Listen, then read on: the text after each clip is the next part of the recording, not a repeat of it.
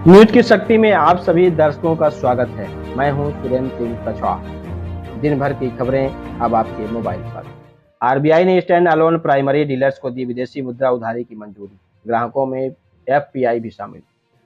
भारतीय reserve bank ने stand alone primary dealers को अपनी मूल कंपनी और उन्हें अधिकृत करने वाली इकाइयों से विदेशी मुद्रा उधारी लेने की शुक्रवार को अनुमति दी। वे कारोबार के संचालन के लिए नास्ट्रो खाते में ओवरड्राफ्ट की सुविधाओं का भी इस्तेमाल कर सकते हैं। वरुथिनी एकादशी आज मान्यता जल और अन्नदान से मिलता है कई यज्ञ करने का पुण्य। ग्रंथों में कहा गया है, इस व्रत को करने से सभी पापों से मुक्ति मिलती है। इसे सौभाग्य देने वाला व्रत भी कहा जाता है। इस तिथि पर सूर्योदय से पहले तीर्थ स्थान, दान और व्रत उपवास करने की परंपरा है।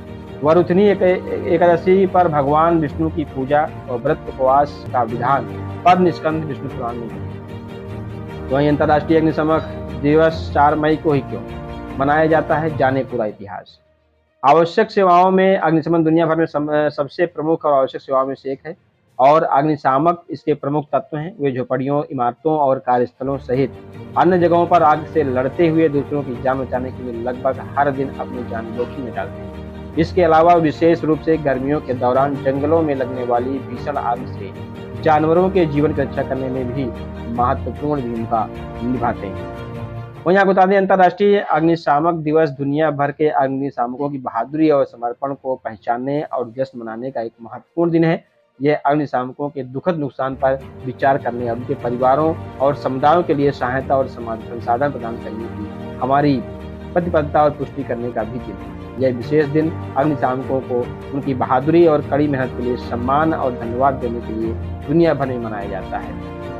यह हमें याद दिलाता है कि वे हमें आग से सुरक्षित रखने और हमारे घरों और जीवन की रक्षा करने में कितने महत्वपूर्ण है। वहीं यूएन में भारत बोला, पाकिस्तान अपना ट्रैक रिकॉर्ड देखे। पाक ने सीएए राम मंदिर का मुद्दा उठाया तो भारत ने कहा, हमने हर धर्म को पनाह दी। भारत ने कहा कि पाकिस्तान का सभी मामलों में ट्रैक रिकॉर्ड सबसे ज्यादा संदिग्ध और धर्म के आधार पर लगातार भेदभाव और हिंसा के मामले सामने आ रहे हैं। दरअसल यूएन जनरल असेंबली में पाकिस्तानी प्रतिनिधि ने गुरुवार को एक बार फिर से भारत के खिलाफ बयान दिया। इस दौरान उन्होंने कश्मीर, सीएए और राम मंदिर का मुद्दा उठाया। पाकिस्तान के बयान पर जवाब देते हुए भारत की प्रतिनिधि रुचिरा कंबोज ने कहा, हम दुनिया में कठिन समय के बीच शांति लाने की कोशिश कर रहे हैं। ऐसे में पाकिस्तान का बयान मर्यादा के खिलाफ, उनका स्वभाव हमारी कोशिशों के लिए खतरा हो सकता है।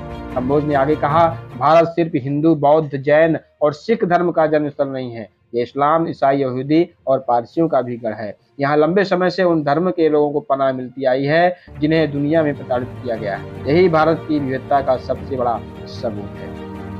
वहीं रायबरेली में सपा कांग्रेस को लगा झटका। ऊंचाहार से विधायक मनोज पांडे के भाई और बेटे ने ज्वाइन की भाजपा। भारतीय जनता पार्टी ने यूपी की 80 सीट जीतने का लक्ष्य रखा है। हर लोकसभा सीट पर जीत दर्ज करने के लिए बीजेपी सियासी विचार बिछाने में जुटी है।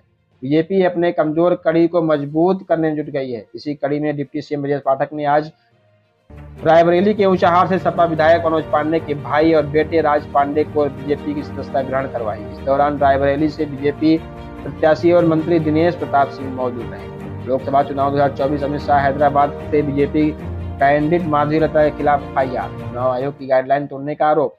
तेलंगाना के हैदराबाद में केंद्रीय गृह मंत्री अमित शाह, भाजपा की हैदराबाद उम्मीदवार माधवी लता, राज्य पार्टी प्रमुख जी किशन रेड्डी, पार्टी नेता राजा सिंह और टी.एमएन सिंह के खिलाफ मामला दर्ज किया गया है। सभी नेताओं पर चुनाव प्रचार के दौरान चुनाव आयोग के दिशा निर्देशों उल्लंघन का आरोप भी है।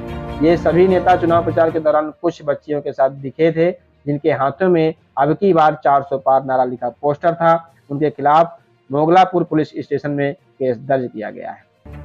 वहीं आपको बता दें, अक्षय तृतीया से पहले सस्ता हुआ सोना, नहीं बदले चांदी के दाम, जाने अब 10 ग्राम गोल्ड का ताजा भाव क्या है। अक्षय तृतीया यानी 10 मई से पहले भारतीय सराफा बाजार में आज 3 मई 2024 को सोने के दाम में गिरावट दर्ज की गई है। हालांकि आज चांदी की कीमतों में कोई बदलाव नहीं हुआ है। 10 ग्राम सोना सस्ता होकर 72,000 रुपए हो गया है। 1 किलो चांदी 83,500 रुपए में बिक रही है। HDFC सिक्योरिटीज ने यह जानकारी दी है। वहीं आपको बता दें, संपूर्ण भारत का मई 4, 2024 का मौसम पूर्वानुमान। पश्चिम विक्षोभ के मध्य क्षोभमंडलीय पश्चिम हवाओं में एक गर्त के रूप में देखा जाता है। इसकी धुरी समुद्र तल से 5.8 किलोमीटर ऊपर है। लगभग 52 डिग्री पूर्व देशांतर के साथ 20 डिग्री उत्तर अक्षांश के उत्तर में है, वहीं पूर्वोत्तर संपर्क चक्रवाती परिसंचरण बना हुआ है। ऐसे ही तमाम खबरों को देखने के लिए हमारे चैनल न्यूज की शक्ति को लाइक, सब्सक्राइब करें तथा शेयर करना ना भूलें।